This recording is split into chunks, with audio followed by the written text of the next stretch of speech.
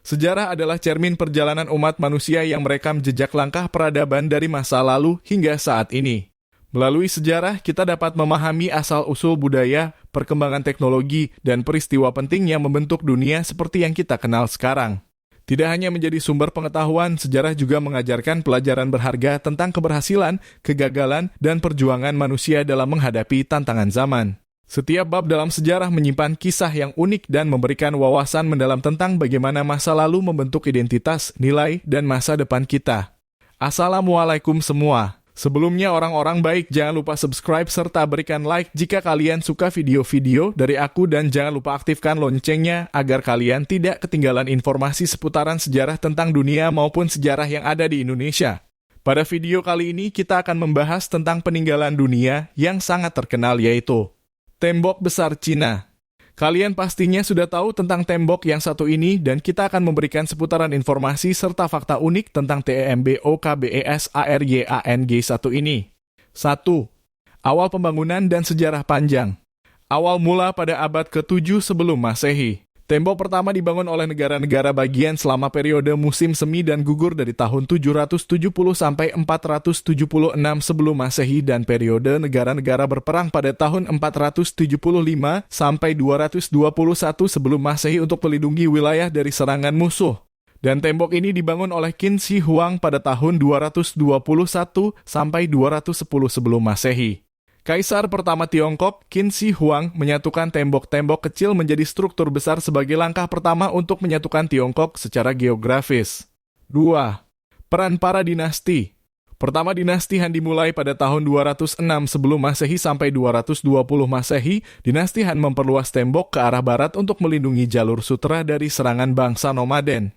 Kedua dinasti Ming dimulai pada tahun 1368 sampai 1644. Sebagian besar tembok yang kita lihat saat ini berasal dari masa dinasti Ming. Mereka menggunakan batu bata dan batu besar untuk memperkuat struktur tembok guna melindungi dari bangsa Mongol. 3. Fungsi tembok dijadikan sebagai pelindungan militer. Awalnya dibangun untuk menahan invasi suku-suku nomaden dari utara seperti Xiongnu dan Mongol. Tembok ini juga dijadikan sebagai alat komunikasi dan transportasi. Pos penjagaan di sepanjang tembok memungkinkan komunikasi cepat menggunakan sinyal asap dan api. Jalur di atas tembok mempermudah pergerakan pasukan dan barang. 4. Struktur dan teknologi konstruksi. Dibangun menggunakan material yang beragam di daerah pegunungan batu besar. Di daerah dataran, tanah yang dipadatkan campuran jerami, kayu, dan batu bata. Tembok ini didesain secara strategis, tembok dilengkapi dengan benteng, menara pengintai, dan pos penjagaan. Beberapa bagian dirancang mengikuti kontur pegunungan untuk mempersulit musuh mendekat. 5. Panjang dan luasnya tembok. Total panjang tembok besar, termasuk cabang-cabangnya, mencapai 21.196 km. Dan melewati 15 provinsi di Tiongkok, meliputi daerah pegunungan, lembah, gurun, hingga dataran rendah. 6. Pembangunan yang berat dan penuh dengan pengorbanan. Jumlah pekerja.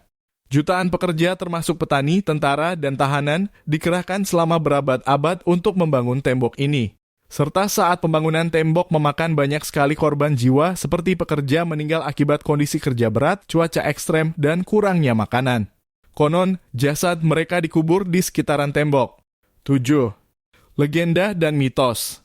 Tembok ini sering disebut sebagai legenda Meng Jiangnu. Meng Jiangnu adalah wanita yang kehilangan suaminya saat bekerja membangun tembok. Tangisannya yang memilukan dikatakan membuat bagian tembok runtuh. Ada juga yang mengatakan mortar dari tulang manusia. Mitos bahwa mortar tembok terbuat dari tulang pekerja yang meninggal, meskipun ini belum terbukti secara ilmiah. 8. Bukan tembok tunggal. Kompleks struktur tembok besar terdiri dari serangkaian tembok, benteng, dan parit yang dibangun pada waktu dan lokasi berbeda tergantung pada kebutuhan militer. 9. Erosi dan kerusakan. Faktor alaminya biasa disebabkan oleh erosi angin, hujan, dan waktu telah menghancurkan banyak bagian tembok, terutama di daerah terpencil. Material tembok tersebut biasanya sering digunakan oleh penduduk setempat dan mengambil batu bata tembok untuk membangun rumah atau ladang. 10. Modernisasi dan pelestarian. Sebagai situs warisan dunia pada tahun 1987, tembok besar diakui sebagai situs warisan dunia UNESCO. dan dilestarikan oleh pemerintah Tiongkok melakukan restorasi di beberapa bagian tembok, terutama yang dekat dengan area wisata seperti Badaling dan Mutianyu. 11. Simbol nasional dan pariwisata. Sebagai simbol ketahanan, tembok besar melambangkan kekuatan, ketahanan, dan persatuan rakyat Tiongkok. Dan dijadikan sebagai wisata populer, jutaan turis mengunjungi tembok besar setiap tahun. Bagian Badaling adalah yang paling terkenal dan mudah diakses dari Beijing. 12. Tembok besar tidak terlihat dari luar angkasa.